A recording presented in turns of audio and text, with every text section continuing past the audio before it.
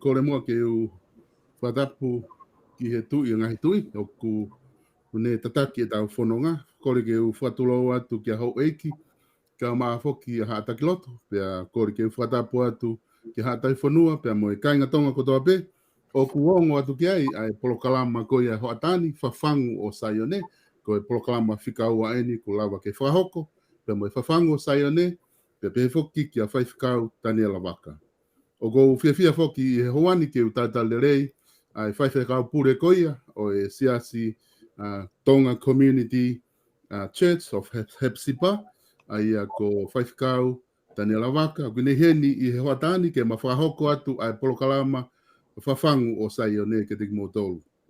Pataunga pe ka inga tonga o kuongo lerei atu e tau polokalama i hoatani ke tiki motolu mo kataki o toki share atu pe e tau polokalama ke lawa ke tau whanongoa ai talanoa koia pe mi he whawhangu o Saione. E whaifkau Daniela Waka ku whawhiawhia apito pe mo loto mawhana i hoani ke utaitale rei koe ki he whihi anga koe ni kuta whahoke ho atani he ta polo kalama pe mo whamalo loto hounga atu ke te koe pe mo ki mo tolu hono kotoa ia mo whie me ngāwe aki e kautahani ke lawa ke whakaongo atu ai whawhangu o Saione. Ke whewhe hake ki ho atani whaifkau. Malo, solo whawheta ke o toa koutu I peko mo I lele o kou mau, ta tau pepe mo ko Hawani. Koe. Malo pito ko mea whawhiawhia ia, ai lava ke tau wau mai ki Hawani, tau kei hao pe, kei mau pe, koloa mahu inga ko ia koe mo uihange ko ia ko ke tāno kei whawhikau. Ki mua ke hoko atu e ta polokalama I ahoni, ko kore atu pe mua ke kātak whamore more, o ko mahu inga ia pe ke o mai haki pui pui tua.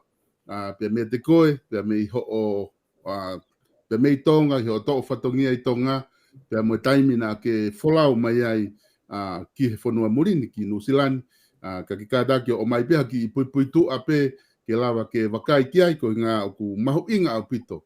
Ai ki pui pui tua ko ia, ko ngā ke whakamakatu unga me ai, e tau wheha aki ko ia, mo ki nau tolu, nau whanongo ai polokalamani, mo ki nau tolu ko ia te nau toki whanongo, I he polokalamani, I he kahau, malo au pito o whawhikau. Malo au pito ko te ke whai tala noa solo ko tomo antuku ai whawheta ke o tuara ko I ko whainga maali ko ne whakakoloa ki taua ko I he Hawani ko I ke ta whai ai whepo po tānoa a koe ni. Ko whila pe ki mea no pe hange ko e whakaukau ko ia ku ke tokanga mai ki ai solo ki haki I pui pui tua. Me ku mo ui ko e uhi o whikau aki o au ke taimi ko e o kou nā kua wai ki Nusilani. Solo ko whaampe ke utala noa no pe I he mau inga ka pau te utala noa ki he hoko koe ai ngahi whakakaukau ke au mai ke ahoni koe fuu tala noa lo loa ia mo historia lo loa ia. Aia ka koe mea uraki pe ko mahino pe tupu anga ko te tupu me fua motu. Koe whaamiri koe nā te kau ki ai, nā te tupu hake pehe te keisi I o ilo I he anga o e mea koe nā nau tauhi, nā iai ho nau hingoa whakamatapure koe seuri. Pea koe uhinga seuri hange koe naite o kutuu o tokoni pe ku aofi. Tau te whito eni ke kau whai whekau e solo. Whai whekau ko toa pena e aruangi fua. Ka ke koe alunga ia. Na e alu pe he ngahi ume a whakalotu. Ka ke ulawe ki he tawha koe ni he kulotu e toko taha ko toa pe. Koe whai totonu mo e whamau totonu o e lotu ia koe mea ia ai o tua mafi. Ka koe alunga ia. O whai atua I pe ia, pe mau e whainga maari e ke uhau ki heni. Nusilani. Koe whainga I he koloa I he whanau. Pe mau e whainga maari e o malele mai ai ki he whonuani. Ko taimi koe nā kuheni ai, na e osikoe teu mei osikoe ma taimi pe a talau. Tala koe a pe au foki. Aia, pako taimi koe nā foki ai, o ki tonga, ka e nofo pere heni e hoa, o wha ere ai, o whakakakato rewa I ta wha ako ia. Koe kuto e foki mai, I he whainga maali e, o to e lava ke u hau ki heni, nai kai ke to e tari mei heni ke u foki mai. Ka koe uhi na umao e whainga maali e, I he whainga misa wha business kono ngahe na u wharalere ai ki business I tonga. Ma o e whainga maari e ka matanga koe ki motu I mea lere. Ka pe au foto oai, pe mo e toko taha ai kautaha Friendly Island Taxi koe fuafua kautaha Prime ia na u foto u pe mo e toko taha koe ni. Ma o e whainga maari e o ma hu mea lere koe nai kau ki maua he fuafua hu mea lere e ki tonga me Siapani. Pea koe taimi koe ia, na kai ke o fie mau ke hu me alere ke whakatau kana o mai pe ai pasi pe mo e ni ko no uinga ke kamata ai pe ia ko hui ke te tau atai na pe mo lue le ho tongata anga ko ota ai ko fo I te fito nga o mi tonga pe fai atu ai pe ia o uinga I to mai ke ni solo ai ko ki ta no pe ia ke e ku mha mi tonga ai na ku mana ko rewa I he mea ko ni solo pe tai mi ko na fa foke ai au pe na imagino la hiang hange uto ki imagino la hiang ka we otua pe na ia e fa hinga tau mu ai mo ka meinga na te fononga mo ia na te tui ko mea ko to pe na te ko ranke o tua ko fie tu mari ko ki fo I le ape ia otua ko fie tu mari pe whatonga I lewa koe fo idea ko pau ke ngā wei. O alu pehe ai pe o au ai pe ia ke kua o mai koe ni kinu silani. Aia, hange koe kulau, heka ke ulawa whakakato ka kohi o mai mi to o konga la lahi ko I ke he mai na kia koe e solo. O uhi ngai o ia o mai ki e ahoni. Koe, oku mahino fo ki whaifikau pe miho o whatala noa, koe whatongia ia na ki whakahoko I tonga, koe ki he tawha aki ngā ue whapisinisi. Ka I he lolotonga ni foki hange koe whawhilo aki na aku whahoko ki ho tau kāinga, koe whaifikau pūre koe o hepsipa. Oku ia I e whatongia. Pea neonga pea ku mahino pe ia, I he taimina I tonga, ke I whai tupu hake. Pea koe tainimi ku ke I he tuunga, ku ke whakamatu o tua lelei, pea mo I he ngā ue, pea mo e whatongia koe ke fuesia. Koe konga ko whakaukau atau ki ai, pena e anga fe fo I liliu, na e whakahoko ko ia e o tua maau, mei he pisinisi ko fo I mala e ke he ia, o kuna mei tu una waia o hanga mai me ta whaake taha, ka tu atu e ta whaake whakalotu he ta whaake taha, ne o aunga ko paanga aunga ki ha mea pehe ngā ue tau whai I he mamani ko ni. Ka ko fo I liliu ko ia ko loto ke whehu I atu, na e anga fe ho hao mai ki no usilani, pea maliu rewa me ai me pisinisi ki whaifikau. Malo solo koe ngahi tala noa na fo o ia ke whai o hange pe koe mea koe hinki ai koe hui koe taimi koe na aku I he ni ai antui koe winga e ku I he ni aku ia koe uhi he fo I taimi koe foki mai ai koe ki he ni na kai foki tari e nusilania ke toi foki mai Ako uhi I he tuunga koe whakakau whakapisinisi I tonga na te lawa mao e on passport e ua. Ko hufanga whatapu ko hui kau talanoa ke mahino ayanga upal polema ko toa koe ni he neongo e tau o nofo I ha feitu ka kua I pe tau whanki whakapuripuri whakatonga ai kau ngā me a pe mo ngā hi whainga maari o ngā I e whainga maari o maurewa koe ki I tamasi koe ia koe na I whaele I he ni na e o kua e nengo ata ana ki nusilani ka koa au foki o whihia pea koe uhinga ia na koe I passport e ua pea haurewa pea mo ki tamasi I o I kai ke aha uhinga ia ai ko rug passport ai whihia ata ia ke o aru ki Amerika I he visa business ka kohi na ku hau o tuku heni ki tamasi I nusilani Papa taim na ku hau wa tuku heni na ku hau mai peki heni ku whakaata I taim ko ia e fuafua nofo ta e whakalao pea na e tōrewa passport koe na ku hau ak whakapisinisi kai ate passport fo o atu koe passport fo o mauai ai whainga maari ai koe huinga ia koe utoki e ku iheni koe taimi koe na ku iheni ai ngai whainga ta ai na hoko tau te fito ki he whainga ta a whakasino na ku whetau laki moia ia koe tala noa ia na kamata me ai solo ai liu koe o mo ui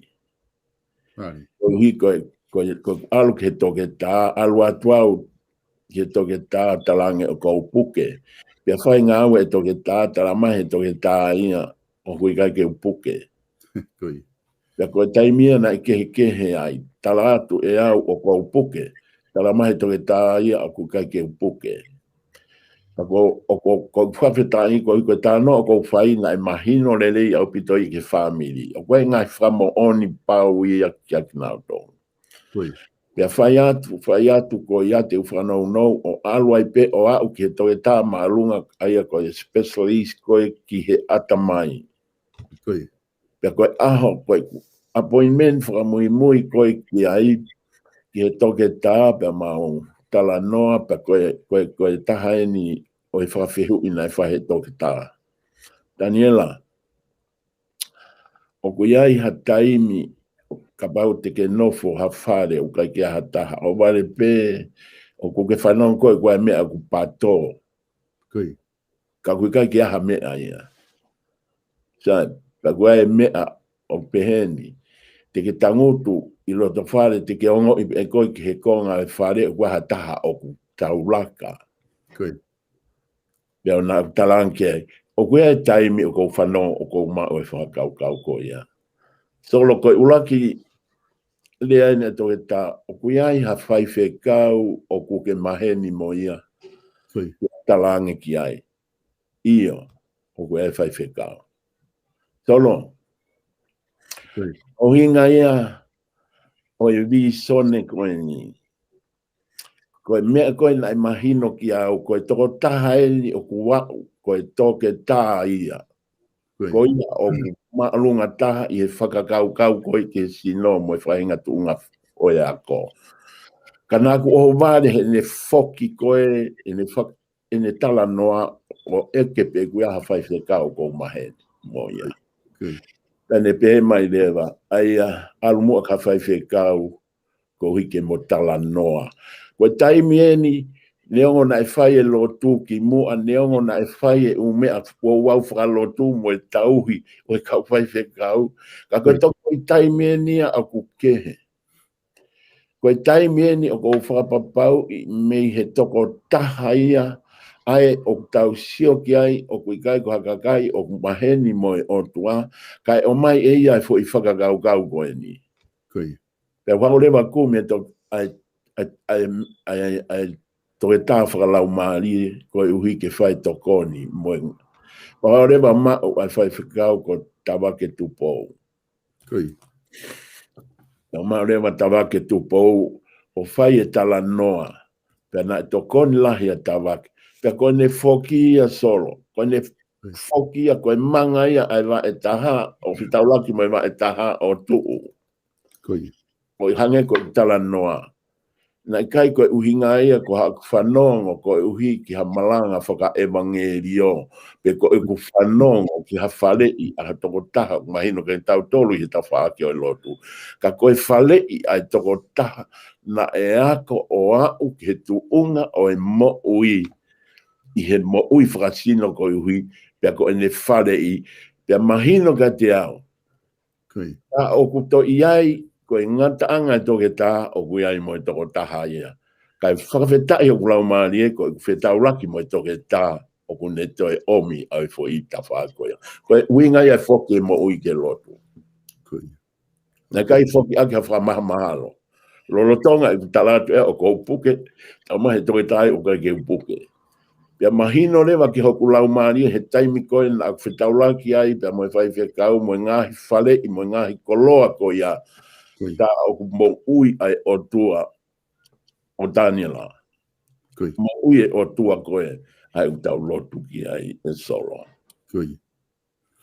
E whaiwhikau koe tala noa maari e ia ku ki whahoko ko ia pia koe whahinga a usia o ku toe loloto ange ia e te whanongo tala noa po te whanongo malanga ka koe mea na e whai hono a usia. I he polokalama uluaki ko ia o e whawhango sai o ne na ku whatala noa ai pia mo sales waka. Pia mo whaiwhikau sales waka. Pena ne hanga o mai ai na kai ke ne whakai ki mai kana o mai pia ki pui tu a koe ni ko ki mautolu ko toko fitu a be i he kumau o ku whaiwhekau kotoa na ai whahinga vi sone whaka itaniti whakapalofita na o mai pena ke hanga ui ki nā tolu, ke nau tānaki ki nā tolu. Ko manat foki whai whikau ki he tala noa ko ia taimi nai whai e koe ui koe ka wāko. Ngana e ui ki nā tolu me ngai whetu ke ke. Ka koko whehu ui, nai anga whe ai whahinga ui koe ni nā ke whai, he koe ka mea whai ngofua. Ai ui koe ni ke te ui neongo, koe whangatoko ua, pe koe te hina, pe tau ket. Kana ke ui ki nau tolu ki he ngā ue koe ni pe moi visone na o atu ki a te koe, ko kore atu ki i whakamatala mangi i he tawhaki koe ia, ai whahinga ai ui koe ni na o atu ki a te koe. Malo, e solo koe toko tako toa pe foki a ku ui. Koe. Ko tau whai ke he kuiai ai whahinga lao ai sosa ieti mo i whaunga hano whakanofo ki nau tolu ko hike nau hoko ko tau whai whetau. Koe. O tau whakaapa pe koe whaunga pe ia ai tohi tapu. Koe whanga te hina hange koe ni. Koe fo i ui koe o i kamata ngā wena iai fo i visone i ku sio ko au pe a moho ko te hina salesi. Koe. Pea kou sio koe fo i loto mala koe loto mala o ku lolo. Koe. Pea kou sio koe wa inga ai tōpō pe au te ki ai ke whai. Kou sio o kou heka he fu upalau, he fu mea aia o kunehanga o whakamaa, ai mahino ka te au hange kunehanga whakamaa o fo i loto malae. Kau sio kia te au o kou heka he fohe. Koe. Ka kohoku te hina o ku heka o ku kia. Fohe au kia. Pea koe ni maa koe me ake whai koe wa i ngā ba woforewa. Koe. Pea koe kamata angai solo ke whai e si oia ke he ka ngahi mea o ku osi mahino o ku ikai koe anga mahenia o e sio. Koe. Pea koe mahino koe kia te au, pea kamata re maha no whakatahataha i ki nau tolu. Koe. Pea hange koe lawe koe ai koe o ku whai. Na e ui kotoa ki nau tolu, ka koe whaunga koe na e ui. Na e whaunga koe o e ui. Na e ui tamasi i mohono malae. Manatu, na i mai whakaata mai. Ka koe taimi koe na e whaingai ke fui mo whakalolo mo ngā wei fui viso ne. Na e iai tamasi na e nofo ia he tawhaaki o e paanga. Koe. Pa na e hange koe lea. Koe lea i he tohi tapu, koe kawe inga ia o e fui ngā wei koe lea he tohi tapu. Koe. Koe kotoa o e fui toi ngā kautau te hina, na iai hona ui kehe. Hange ko ki nau tolu e fufo i wa e koe o e fo i viso ne ki he ngā ue o whakamea ngā ue whakaleri ngā umea. He neongo koe siasi. Ka kohi koe fo i whamiri bena nau wha utaha o ngā ue o e fo i viso ne. Koe. Pea neongo ia e taimeni i e nofo whakakau he ui mo i whakanofo. Ka koe uhi foki koe fo i ui o e ngā ue koe hepsiba pe akuia e whaunga ai o tua pe ia kia nau tōru.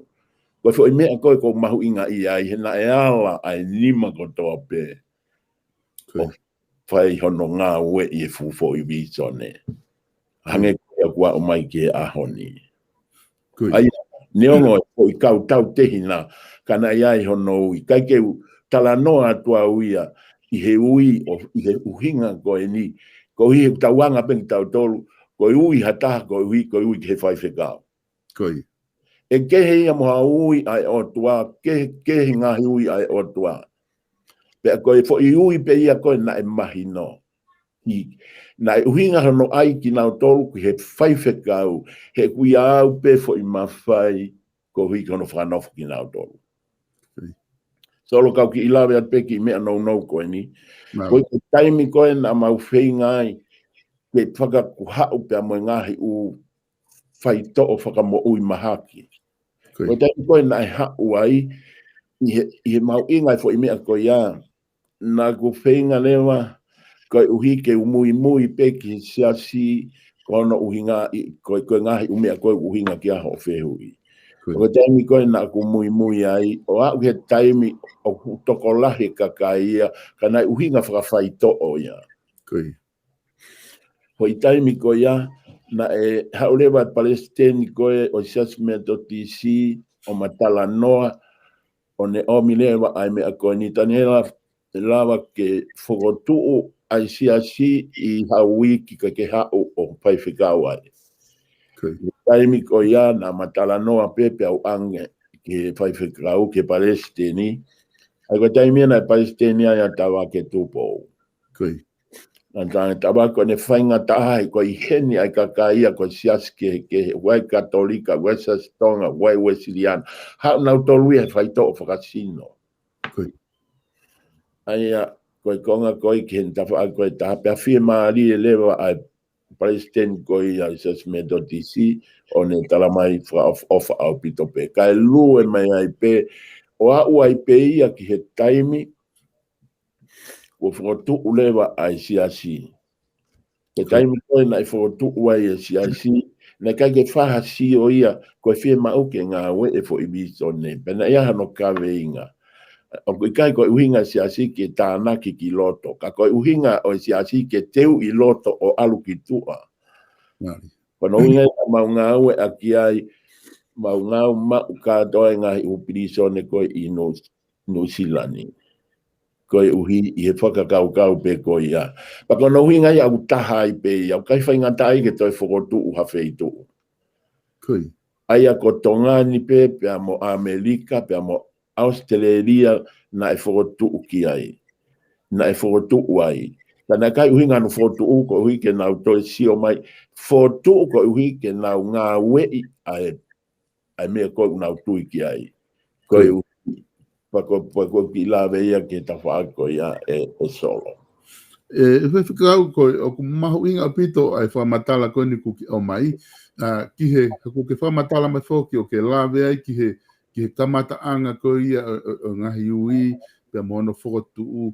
I he lolo tonga koho mo kamata mai koe no ngā wei ko ia o whehi angani na e koe haha hangahi pore na ke whepaki mo ia na anga wheho mo kamata ko ia o mauai ho mo apsiasi pe ngahi mea pehe koe hae whahi ngā ui na e whai ke te koe mo whainga tataki na ke whai ke mo kamata mai ai pe mo ngahi pore na ke whihanga hangai mo ia i he taimi ko ia kana lava pe i ke whakapapau i he visone na ke mamata ki ai ko whe mea totonu, ko whe mea koe ke totonu. Koro na kulawe ke fo i kamata anga koe me he toke tā. Ko ia. Pena ai mahino ke te awai ai mahu inga o tua pe ak mo uye o tua. Ko ia. Na uhinga koe e mau whakataha ko hono uhinga na kai uhinga ia koe whaamerika na uhinga e mahino ka mau tolu o mo uye o tua. Koi. Pea koe mea lewa ia koe na kai whai haha ia. Pea kamata lewa ke a ko iki nau tolu ke mea koe ni. Taimi ku mau lotu whakataha ai pe hange mau moi ke ngā system pe koe ai Wesleyana. Ko hui ke lava ke a ko i a loto pe a ko i a tua. Ko hui ke lava, ko hui ke ne hanga e te mau ilo e o tua i tua, he ngā we. Koi. Kono ui ngā, ko hui ke lolo tonga pe koe mau whakatata au pe he ala, lolo tonga pe mau nofo he he ala, ku whai e fo i ui. Koi. Pea koe fo i ui ko ia, pea ko i lewa ki nau tolu, ki mau inga o mau hū ki whale lotu, o kui kai ko toi hū hakau tau te hina, ka koe mau hū ko hono ui ngā, ko mau whenke mau whilau ake mo oni ho mau lotom ho mau lau maari ke otua. Koi. Ko tahai ngai u te whito koe oi foi. Na au ke taimi hang ko ti te ma, na e a ko iki nau tolu koe uhi ke ka malanga lewa a Daniela whakaafe a Salesi. Koi. Ka malanga Salesi whakaafe tamasi e taha. Pea na e whenga ke a ko iki nau tolu ke to'o tatala whainga mahaki koe pālahi mo whakawhamiri. Koi. Koe uhi ka lawa ke mahino ka nau tolu, he koe mea ia e ohofi ai he te volo koe uhi koe whai mea whakawhamiri. Koi. Ai ngai mea koe, ka koe uhinga ia e solo. Na e uhinga, koe ui he na whakapapau i he ku mo ui. Ka koe tau wa inga i maamani o ku iai ai o tua o ku mo ui. Koi. Koi. Ma onu maali apito e whaifkau. O go whaamu ke whehu i atu. Ko ngā whake kulahi ku e whe talanoa atu i he viso ne pa ko ilope. O kulahi ngahi a usia te ki toki talanoa ki ai. Au whawhela ve i pe mo viso ne. Tako taha whakeni whehu i o mai he kakai i he taimi tau talanoa pe he ni ai. Na o ku oanga whe ki tau whakapapau i koe mea koe o ku te tala mai koe viso ne ia. O kuanga whewhe ke te whakapapau i koe mea ia koe te misi pe. E whaiwhika o loto ke kore atu ka te koe pe te ke lava mua ke hanga o whakamatalai mai o kui ai hake he kehe i he misi pe moi viso ne. Ai, koe mea pe mahino ka au solo koe taim koe o mama ai o tua mea tau tolu. Koe. Tau misi lewa. Koe. Koe tau au koe ke whahinga misi, pe koe whahinga visone koe o ku sio ki ai tohi tapu. O koe kai ko hamea ia ku whaingo fua. E ku iai e tau mua pe koe ka veinga e o tua, pe aku hanga e o tua whaka hino ai mea ke whai, pe aku hono mo oni o ku ngā ue i. Koe mo ui ia e visone. Pe ako hono uhinga ia koe e ku tala noa, ko ui he koe visone u kai ko hamea aku mau sio ki ai ka aku mau ngā ue i. Pe ako e teimu koe mau ngā ue i ai, pe aku uhinga e mau whaka mo oni mo mau pipiki ai. Aia, he kui kai lala e he visone o mo ui ka koe uhi o whi mau he tō taha koe o ku visone ke ne mau e tui ke o tua he koe fu ui via ku ne whaka mo ui e visone. Koe. Pe ange pe koe ki mea koe ni e solo. Ka pau tau whakau kau ke tau visone koe mawahe mo ui mohe mo o tua he taimi, pe koe he no taimi, pe o kua o pe ia na ea o pe ke taimi koe ni solo. Ka pau tu mohe, ka kofie mau ke a he tolu, o whawhangu au he laumari o tua he tolu. Koe. Aia koe taimi a koe, o ku mahino ai, ta koe visone, o i kai koe mea whakae tangata, ka koe fo i mea mehe o tua, o kune o mai, ki he tangata koe ia. O i kai uhinga hono o mai, ko hiko tuunga whai whekau. Ka koe uhinga ene o mai, he o kune toka maari, hono lau maari, he ke ui e toko taha ko ia, ko hika ne whai mea koe.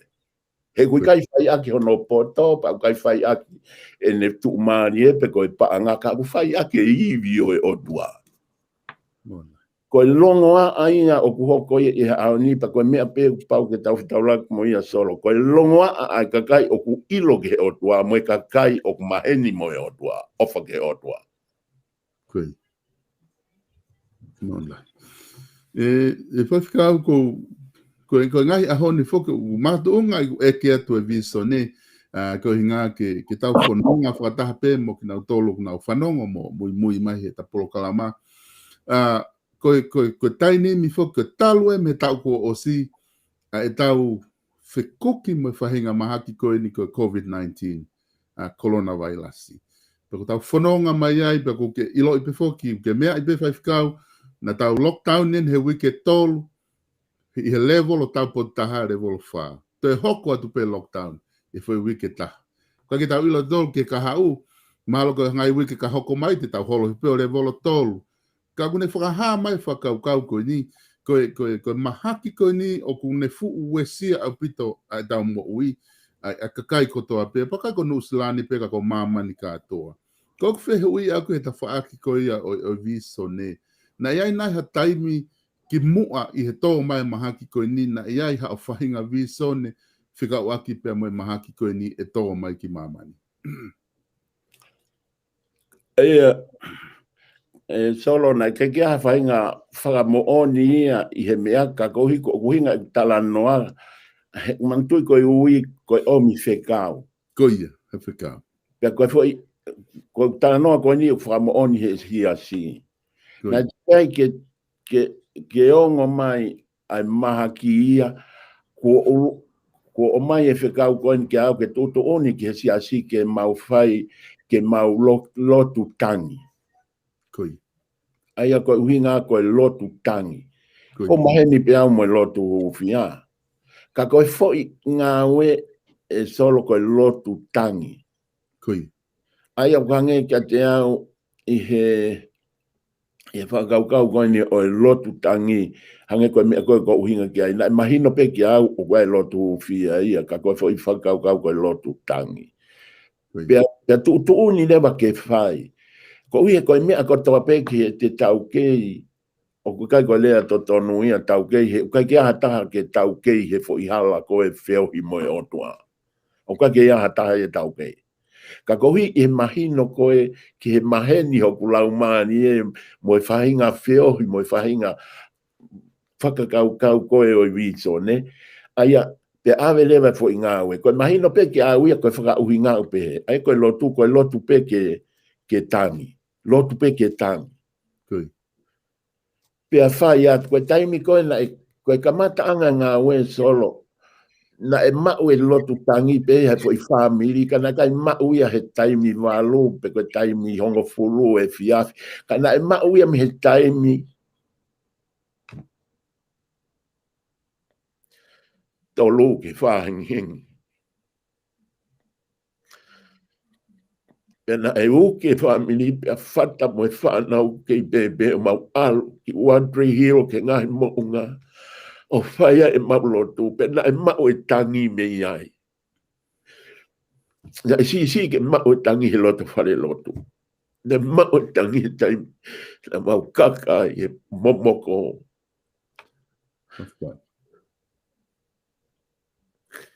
Ako ia whekau na e o mai. Solo, koe fua lockdown. Koe manatu koe ki ai koe whai hoa lotu. He mawau koe ki he lotu tangi ka mata ke whanongo. Ki he lotu koe ai ki isi asi oku tangi mai kakai. Mahino ka au. Koe taimia koe ana e tuk mai ai. A upe ki he ahua tolu ma as lockdown.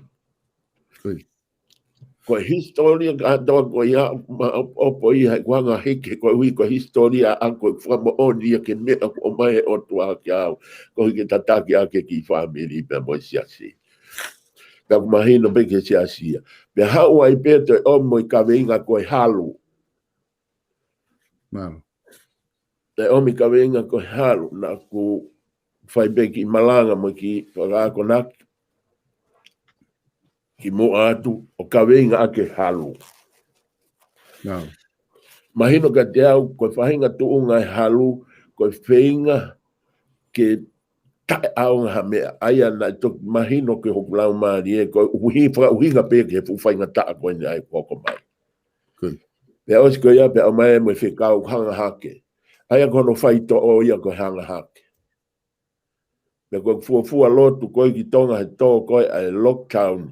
Na ku lotu ake ai fo i lau maari e ko ia, ko tatala he lau maari e o tua koe whai to'o e mahaki. Leonga o te kia ke tukuange mai e ngā hiuhu koe ni mai mea ko ia. Pe koe whai to'o e mahaki, koe huafa o sisu kalaisi. Koe huafa sisu. Aia koe kulawe ia ki ai Sovesa. Koe ngahi whaka ilonga ia nei o mai ia ki mua. Koe uhi, pe koe mea koe kou whawheta i ai he ahoni. Koe uhi, koe lockdown. Koe ku whia ke whakamanatu ke siasi, kono uhinga, koe uhinga koe whakawheta i. Ke lahi e tau whakawheta i ki he otua. Moe lotu ki he otua, he koe aku pūre. Koe whaka ilonga e ni mo ui ai otua koe mahaki whaka auha. Koe. He na e tala, oku tala he toi tapu, ma koe tau whakawheta i koe tau au ke kuonga koe ia tau whamoani. E so. Koe. E whaitukau i he tala noa koe ia ki he mahaki whakaauha koe ni. Pea mo lotu whakawheta i. Hange koe na ke whamatala ki he lotu tangi, ki he halu, ki he hanga hake, e lau maari e, ki he tari koe mo whai to'o om he o tua.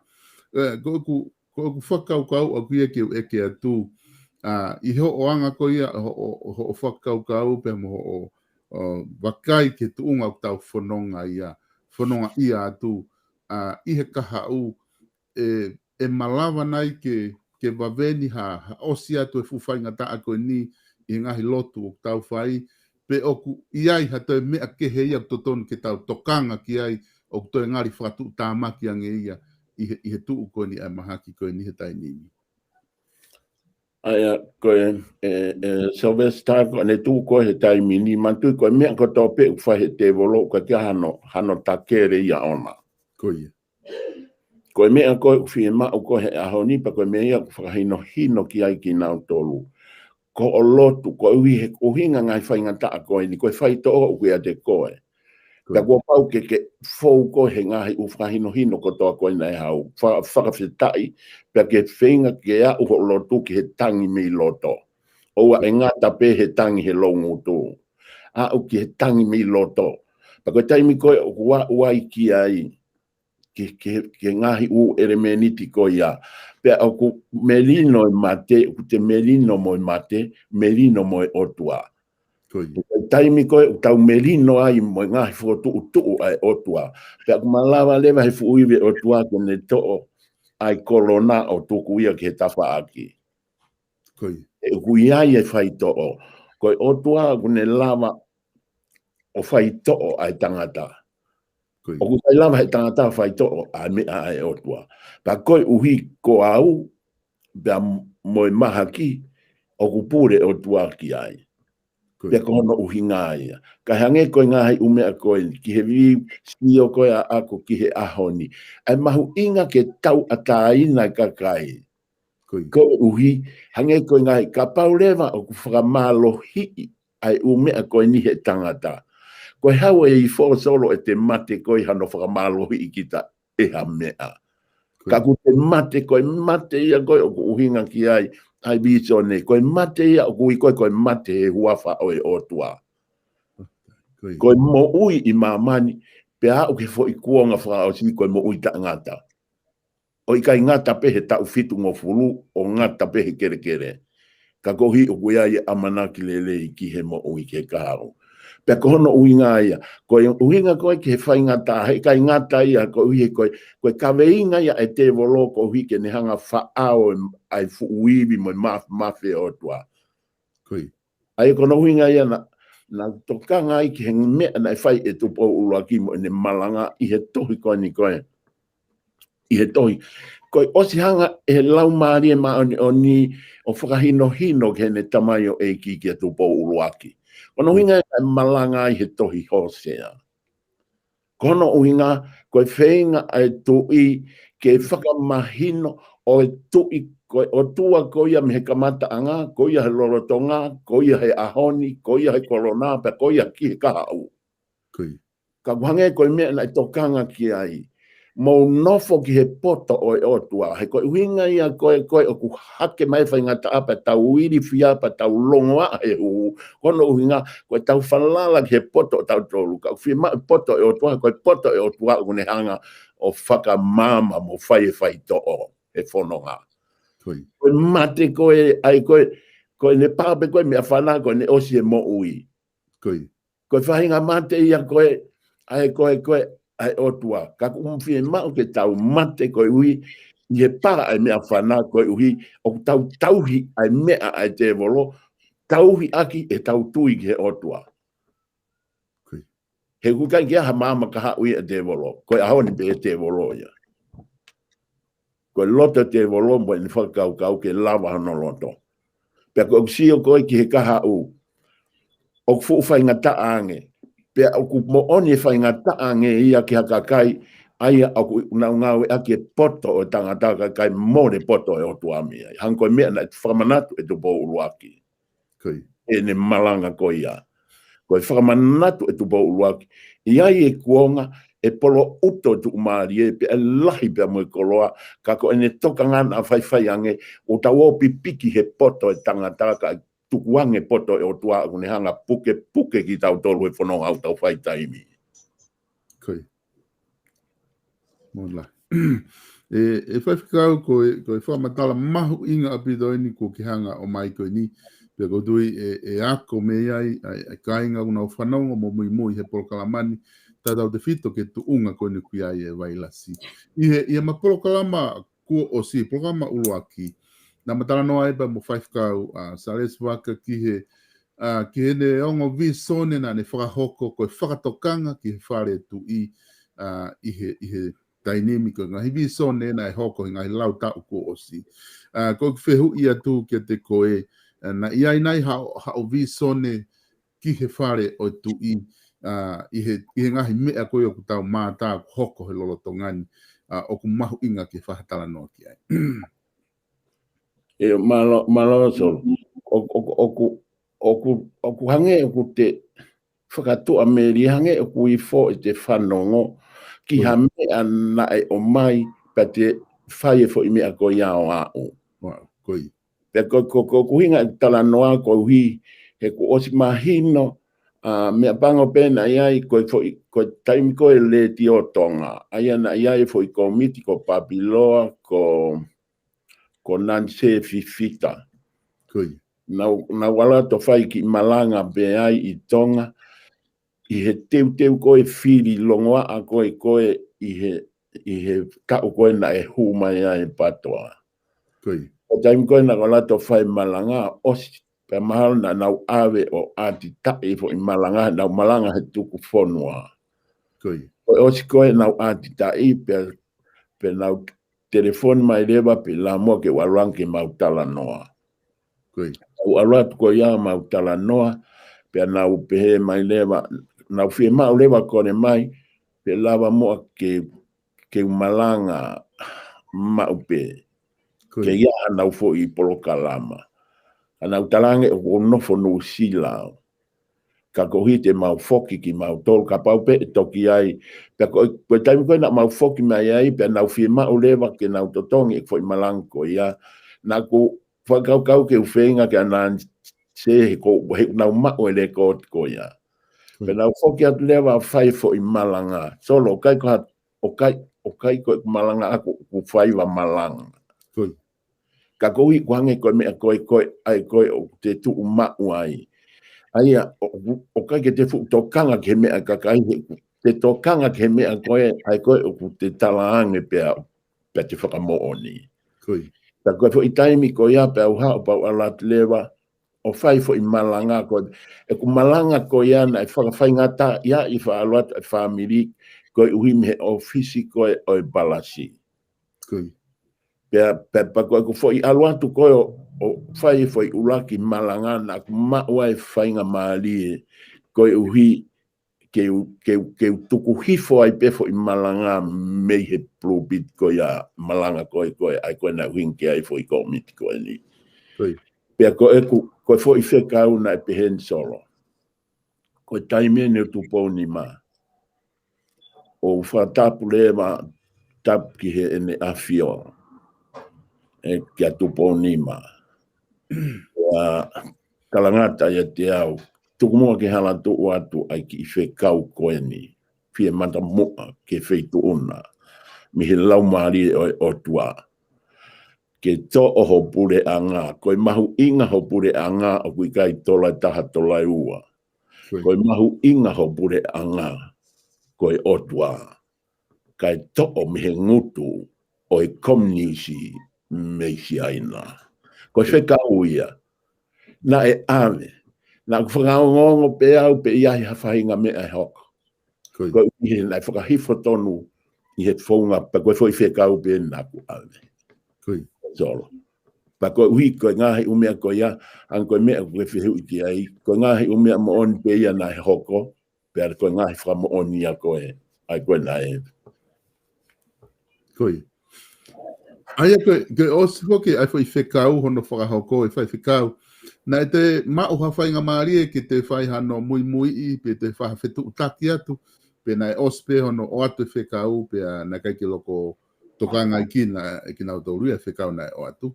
He kutau sio pe whoke ngai a honi ki he nunu a koia hono wha ata o toko lahi, pe uke ki whaha lau lanu heni, ka ko inga ko hano e ngahi whare koloa I tonga, mate ngai whare koloa ngai family ko ngā kua tamate ia he business ko ni ai. Pea kusai pia ke kakai he time lai ma ange koloa ka i he tawhaaki e tahaku lahi ange hanu ba malaunga ai kakai he ngau e ka usea ina ko ni. Ai mea kona e whai kia hau viso ne. Solo koe lau maari e whoke o e viso ne ia o kui kai koe awe pia te toe asi atu ko uhi ke whai e mea koe ha. Koe. Koe lau maari e o e mea ku tuku me he o tua ki haka kai ko ne mea ngawe aki pe ang koe kau whai whe kau ko ene o mai pe koe a kono awe pe ko ene o si ia. Ai a koe ahi whakahoko whe kau koe me he o tua o kui kai ko hafo i whe kau me he tangata ko hui ke o ato e whekau pa te toi aluato set up wa paenga poko tuku ko hui ke a koki ki nau tolu ki ai. Koe nā tūla o i kakai ko whakafou me ai whekau koe ai o tua, koe o mai ke o atu pa koe ne o atu koe fo i koloa ia. Koe. Ko ho mau whakamau i lewa e whakate whito nā ke awe ko hono whehu i ia. Koe. Kai ke uhinga ia, pe e ku mo ui, pe e ku mate, pe e ku tari, pe e ku i kai tari, koe fo i pārat ke he ia. Ka koe mea koe e lau maari o tua, koe uhinga i e tala noa. Koe uhinga whai atu e wheinga, ai tō taha koe hanko sāle si, koe hui ki he pala si, pia whakawhihi i me iai. Ka koe hui koe fwoi whakaataha koe me he le ti o tonga, koe ni koe na iai e fwoi poate koe ni, o uhi ngai on tukuat ki a tupou nima, ai fwoi whekau koe ni. Koe. E whai whikau o ku maari au pito ai ta whaaki koe ia. Ka koe ngai ni ko loto ki whehu i atu ai, i he ta whaaki koe ia viso ne. I taimi ko ku te mau ai viso ne hange koe na ki whamatala ke uhi ke whaunga pe me makatuunga o ku malawa ai ke te mau ai vainga viso ne. Ko taimi ko mau ai o ku whamatala ai viso ne he taimi pe koe ke mahino ka kita o ku te mamata ke viso ne pe koe ngahi viso ne o mai pe ia o tike ke mau hono uhinga ia ona ka e toki alu pe taimi ia pa te toki sio o mau hono uhinga. Solo, whakawheta, ko whakawhetai, he koe mea nā whakaamu ke ua set up ai tatala noa. Koe. Kai tukuhange ke tau ataina, pa ke tau ataina ho whehu i. Koe mea e lau maari o e otua, ku kai ko ha mea ia, ka ko maari e ia he whai peho o lue pa ke aluha ke o hauhanga tonu, i he fo i mea koe nā. Koe uhi, hange koe mea koe ko uhinga ki ai. Aia, hange pe koe mea nā kutokang ki ai i he mahu inga o e whiohi mo e otua. Whiohi tō taha kotoa pe ia mo e otua. Ka koe uhi e kehe pe ia moha toko taha o kuui e he otua. Koe toko taha kotoa pe o kuui he otua, e ta tala pe he otua ai whounga koe o e na whiohi ki he toko taha koe ia. O ta tau ai pe ia, pe koha mea o ku te sio ki ai, pe koha mea o ku te mohe o sio ki ai. Koe. Tu peka ki i lawe no an pe solo he mea koe ni ke ni hanga hului. Ki he mea koe kui koe visone. Ke visone. Koe intia ko hoku kau mea. Koe ne whakalere ai Foursquare i Otahuhu. Pe koe taulahi e ngā ue koe intia e ni. Pe koe ngā ue koe ai intia, o ne ilo lewa i he taimi koe ia o kutoko lahi o whangatehi nā. Pe whai lewa ne tala noa mai, pe lawa ke mau whakatau a no whare koloa moe. Pe taimi koe ia, na ne tala mai ke mau whakatau, o kai ha mau paanga a mau tōru. Ka kohi na isi o mai ta whaaki ko hui ko tō lahi whantehi nā e lawa he tō taha koe alo mai mea koe, lawa he tō taha koe e ko hui te maulama whakalere.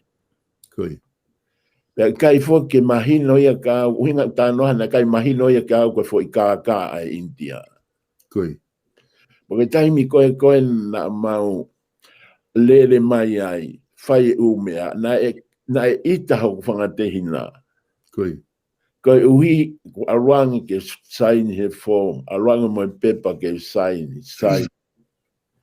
Ka koe uhi na nau tokanga ke ho mau apina ho mana peku more. e api. Kana na wivili a uia i fo i tawhaakpe koe ni solo. Koe mo ui koe hoto otua. O koe ai me ai a kapa ukai koe uhinga mai ki a kita koe uhinga ke toko taha koe kuha o whai wa inga mai. E whahano whakamo ui. O koe taimi koe na aluange ai, aluange mo e tohi, alanga mo e tohi, kai tau te whito ke mau wha e kai ke wha whie maani. Pea koe o vare koe ne foi aluange whakamui mui koe ne aluange o talange. Daniela, koe tohi e, koe kuha u ko no uinga ke mo o mai e paanga. Ta koe o mai e paanga, koe loe a pe aloto o mai paanga me he. Ta koe fia pe ke mo uia se one whanua, o koe manata se one whanua loe a ki he aho na mau tangutu atu ai he ne te pire. Koe ke whakakakato koe ni. Pea koe ne ha o koe ia, koe taim koe na mau e tohi, na e uki lewa e whamiri ke mau au kai he fo i wike taha. Pa mau au kai he fo i wike taha, pea osi koe ia, pea mau wike lotu lewa, tutu uni mo i wike lotu, pea na aku talange ngai mea koe ni. Ko koe pete ke misi, tau ai pe misi ke mahino. Ka pau te toi talanoa ke loloto e viso ne lahi tai mahino. Pau tala, ko koe pete ke misi pa ke ha o talanoa mai. E solo. Na koe mau lele ko ia monite tu site pule lulu. Pule lulu, ko mohe pe au o misi. Pa koe ku misi o te unga uri katoa ai whamiri he fo i loto whare o mautou. Umahino ke au koe puto. Kausia o ko hu mai me he loki o ko te unga hina. Pa koe ku hu mai ke whae lotu ki he puto. Pea ko hu mai a uri e puha i loto. Kausia ki hono rongo ni ma o kai ke me aia ka pehe ia ki tua. Hono wa e. Ni ma moe wa e. Koe kapau te whakaloloto he viso ne. Mahino lewa, ta koe ngahi utohi bete, koe mooni ai laumari maoni oni o tua. Koe taimi koe na kusio ai ki ai, pia koe osko ia pa ufai e lotu. Na ita awhi e mau i ke lotu ai ka mau alu lewa mo i tohi ki he loia. Aia ko hui ke mau mai fo i ono kilu ke mau whakalere koe ai whare koroa pia mo i whare. Ma koe mau atu ko ia ke office ko se one whonua. Mau atu ko ia tangutu. Manatu ko i mea e ku o si pahino hino mai he otua e tari. Aia koe taimi koe ko ne o mai koe tari si o koe ke he apo te unga uri koe whamiria si o ke he puha mate, ka o si o ke he nima o kui kai ke puha mate ka kuri hono nima no ki tua mohono wa e. Koe taimi koe na mawo atu ai, koe whakamatala ni ke me uho o e mea koe visone i he wheohi mo e lau maari e otua. Koe taimi koe na mawo atu ai nofo, aia koe fo i mea koe na mau alua i tanga tauwhi tau ke lotu ka mawo ke o mai tari ai o tuam he loia. Koe tari koe o mai ki au o koe ai mo tari ai o tua ke loia ke o mai katani aloa. A mawat ko ia tangutu ai ko au pia mo mari mo ala mo salesi. A koe mawat ko tangutu pia whakamatala lewa. Pia os ko ia pia u o ate tohi. Pia koe mau hau tione ke tau o mai sirini ka mau whakalele whare koloa. Daim koe na atu ai tohi ki a sione o sio koe sio a sione na mahino ki au o koe mea o kuki fihi. Fihi. Ka koe mau whakawheta i koe ange e he otua ki a sione ai tari totonu. Koe tano ai ni ke loia koe ko sione whanua. Ka koe sio a sione, koe fo i lea ni a sione. Daniela mo ala, koe ko ala kono whamiri. Te u whaibe ka te u kāka. Koe fo Italia e otua. Fo Italia na mai ka Daniela, fo Italia na anga sione.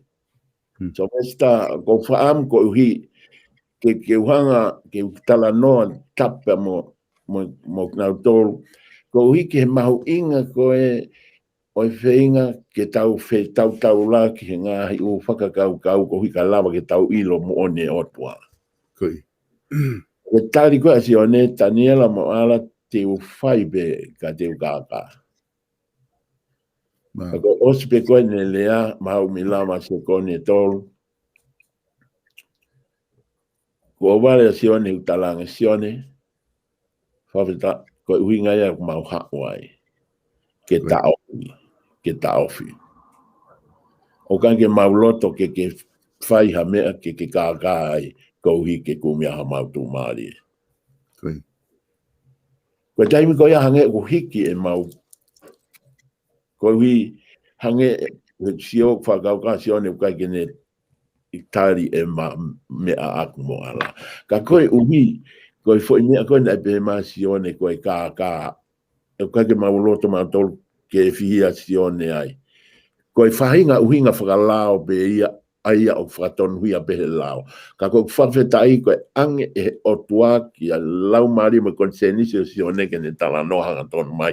Ki he mea koe na mau whai, na mau wiki, au kai, pe mau lotu, pe mau sio, ki haua India, pe uhinga i koe mau ala.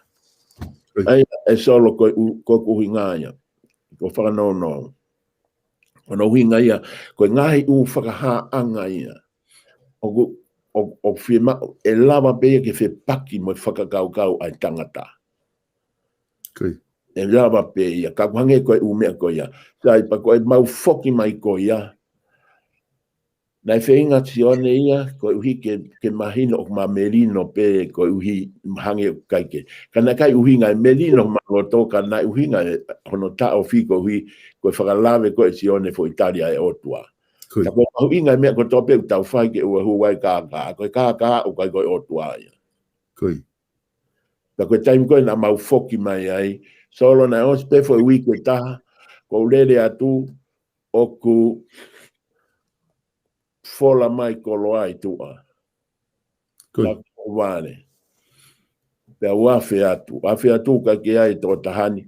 Kai tala mai o ku alu kau. Te ke hao. Tau nofo ai o a o mai pa koe taimi koe na e a o mai ai. Koe taimi a koe na e mahino ki ai. Ngai whihala ko tō koe na nefai. Pea koe ne ulak whehu i pe. Koe ha wheitu i api o ku ata. Pena iai ha mau kaurati ai nai toki ngahi whafo ou pe mea tapo kaurati. Koe kaurati koe ia solo tupe ka huatu he kumana tui. Koe kaurati koe ia koe ki i whare ia o e fuafua whaife kau koe ia ko luke. Aia na e hake mai me he princesi koe ne hau koe ni o ngā wefi whakamisinare mai ki New Zealand. Hange ko tala noa, koe loloto koe tala noa kou whai, he mahino rewa taku i kai koe fo i mea Daniela o kai koe fo i mea e whamiri, koe fo i mea ia na e os whina ngalo pe o tua ia ke hoko mai. Pea koe ki i whare kā koe ia, koe ki i whare kā ia na ia ai kawa koe whamatala historia, e na e kua kumi ke historia e api, oi whai whekau. E fo i whare kā koia. Koe whare kā ta tau pe ni, koe ospe mau whafo ou, hiki mai lewa e te uri koe ni, o tō taha koe ni, o mau whao kā doai. Koe taimi koe nei, o mai ai e koloa. Koe taimi ana aku ngā ue, paka se tuatai koe o tahuhu. Pena os mahino ke kakai ko toa pe o tahuhu, na whaatala noa ngā kakai ko toa pe o ku kau i tau fie mau hat nau aruangi ki he psiba. Ke nau angi ai. Koe mea koe na e maareha na whamatala ki ai. Na mai ang fupuha e ua, koe fupuha passporti. Koe passport koe apa u ai ake koe kakai tonga ko toa pe. Koe takoe koe nau whaunga koe o whakamo ua ai kai tuku e nau passporti. na kai ke wanga o ave ke ui he siasi mo u mea ko ia ka tala pe ko ko na ia passport na ave ke intia pa ke arang ki api ai ko ngai u tala no ai e solo ko ai ko hinga ko ki ai mi ta fa aki ko e taha ka ko hi ko lo ai formantala ko hi ka ko fai whekau koe tala noa maari e ia. Pe ko tui koe whakau kau ia o kuta o mai koe he whawhango sai o ne. Koe tala noa he ngahi visone pe mo ngahi tokoni o tua whai ke tau mo ui. Au i kai ki he whanongo tala noa ka koe mea mo oni ka ngahi mea na e hoko koe ngahi a usia. Au kune lawa o whakaha ia i whai whekau o ku mo ui ho tau o tua. Whai whekau ko watu e whainga maari e koe nike ke whama opo mai. Taimi ko nga ko ilo be ku mafana te tala noa pe mo famatala ku fai pe ko monu ia ke tau tolo fanongo ke nga he vahe ke fai ka ko ilo be te pe polokalama te te hoko atuai I he kahau ka ko korea ke ta fama opo mai ha mea te ke fie faosi aki ki mo ke ta mawa he ahoni solo ko lot pe ke ta fama opo pe ki me ko ni ko uhi o ka ke lawe au ia ke ka ke lawe ke u ta fa ko ni faka toi tapu mo ngai u me ko ia ka ko ko tokanga ko ke ko man tu ko hi na ka we me ko ia no ai ahi lahi ko ki mau tolu ai paanga ko pe hange pe ko me ko ta no ki ai ko na ilo e salesi ai ka to paanga I he housing ko I mea I manu kau. Ko taimpe na ne ilo ai na ne to ona ka ke sio ki loto ka hanga tonu leo ki he ka nita ko o mea o hake mea mo ate framatala na lawe pa anko ya na fiunga mo pa anga fitu afe. Na ilo leva mo ki itamasi si iau ai ko foi kau tau te hina ai pa anga ko hui ko sila ai ko to taha na ha mi Amerika ko misinare asias tonga ai pa anga lahi ai na ai ta tau pepe mo pa anko ka hui nga foi ta no solo ko hui ki he ngahi u me ko ni ko ngahi u me ai ni ko uni hanga ko o whakamahino ai ngahi u tala noa ko fai whekau akpe mo ngahi me ko solo ko fie fama o akpe au ia me ko ni ai mahu inga fo I malanga ko na fai ko e tu bolu aki no ko fie fama o akpe fo I me ko ia o hinga fie fama o aki ta e mahino ki hoku lau maari ko u whainga ta ko to o ahoni ko I ko kai mahino ko fo I manawa na e whai e he tui o ko ne kei puke ai tu maari ko tonga Mari. Hange ko me ko malanga ko I to hosia wa fa. Solo te ki lau ia tu pe ki vesi. O po fabit. Io. I vai fa ba ko vesi no pe. O ku auha o ku kakai ko masiva poto. He koko ko ke fratale I. He koko ko ke fratale I edi o ku ke ri aki ai poto. Ko ia te uri aki ko me ho o taula eiki ki a te au. Pea teu whakangalo I koe moho whanau ki he kahau e solo. Koi. Ai koe fo I mamawhaia o fo I mea koe ko tokanga ki ai. Ko hui koe ulongoa a koe ku hoko e ahoni. Ko hosea koe hui koe kone hingoa o hosea koe whakamo ui. Koi. Pena ai ui a hosea ke palofisai ke pure anga toke lau isleri. Pure anga toke lau isleri eni. O ko amu ke whakafoke e tau whakaukau ko tonga eni. Pia mo tupo uluaki. I he taimi ko eni ko taimi ana I mo uai. Pia mo tuk maari ai whonua. Pena e lele i ngahi mea ko toa pe iha eni haa koe ki tua. Ka I loto I he mo ui whakalau maari na hanga lewa e hosea whakatonga I oku tō lalo ai mo ui ai kakai, pia kovi mo matu aki furi ki manu e mo ui koe ai kakai. Pena ia I ngahi fo I tefto I mea ai tolu na sio ki ai uruaki koe mo ui fe awaki, ua koe whahinga mo ui tauhi ai tori, ke ngahi whaka ofa mo ngahi whaka matamata lelei o e taimi. Pea kanoni ake fo i mea koe ni solo ai mo ui ta e whai totonu. Inga ia fo i ngoa ho sea sio siwa pea mo sisu, o i nai hau kotoa ngahi whakakaukau koe ni me fo i whakakaukau whakahepe lu ko ia i he whinga a ho sea ke whakafoki mai ai whakamo ui ki Isileli. Kono hinga nai tutunia he o tuake ho sea ke alo mari pea mo i whewhine ko komela ko whewhine whea waki. Na kai uhinga ia ke whakafoi tui e nisio, kana e tokanga e o tua ke whai koe o e angahala mo ua me o lunga o a uki lalo. Ka koe palo polema lahi a koe hoko he ahoni. He koe foi mea ia koe na e hoko koe. Nofo koe a hosia mohono mari ko mela, na e nofo pe ia pe mo palo fita, o whai to tono e palo fita, ka alu pea ko mela ia o kumi e ne fie mau. Ana. Kana e foi mea mau inga solo o ko whaamu ki ta whaka osi aki he foi whakakaukau koe ne foi palporema. Koe uhi, koe tau nofo mari koe ia pia moe otua he ono whakamari ki tau tolu e tupou uluaki i he uluaki wha o ko osi mau ia. O hange koe ia o hanga ki ai o whakakaukau he foi tefto i palporema koe ia. Na e more ofa mooni. Ai koe ofa mooni koe a ko mela koe ki he palo fitana e more ia. Pe i kai ngatai, pe a more mo foi ofa tu umau koe ai o tuake Isileli. Kono uhi ngā koe foi palo porema koe ni anu hoko he whonua. Pe kono foi mea lalahi ai ua, ko whaamu he tala noa, tae toi bei ua, whakaamu ange mai ke mahino ka ki tau tolu e tonga ko toa pe. I kai koe mea ia tau longoa ai he aho ni, o ku tau alalo mo o lunga. Ka os ko ia whakamahino he fo i whekau a tupou raki he ne fuafua malanga. Ai he fo i mea koe ne ua more ofa mooni, pia more pia moe ofa tu mau i he otua.